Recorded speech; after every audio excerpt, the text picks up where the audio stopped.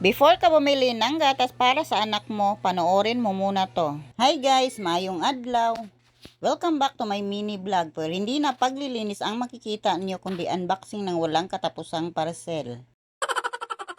Akala ko magbabago na ang lahat sa pagiging bodolera, kundi palala ng palala kasi halos araw-araw may parcel ang auntie nyo.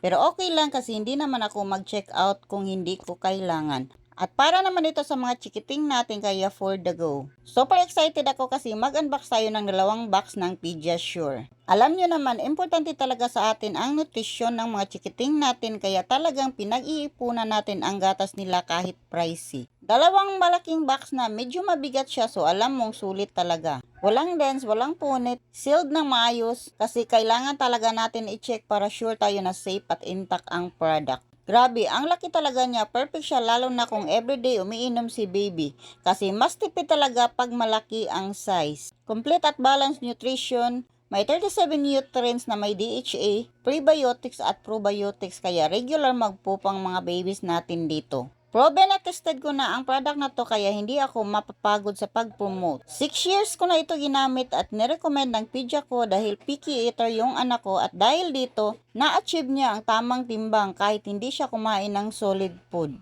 1 feeding nito is equals to 1 perfect meal. Kung gusto niyo rin makatipid, much better na malaking box na lang since regular na umiinom si baby. Mas practical talaga ang malaki, less hassle sa pag-order at mas nakakatipid in the long run. At syempre, gusto natin na tuloy-tuloy ang nutrisyon nila, mas maganda na ito na lang ang ating gagamitin. So ayan na mga moms, that's our unboxing for today. If you found this video helpful, don't forget to like, comment, and subscribe. Thanks for watching and see you sa next video.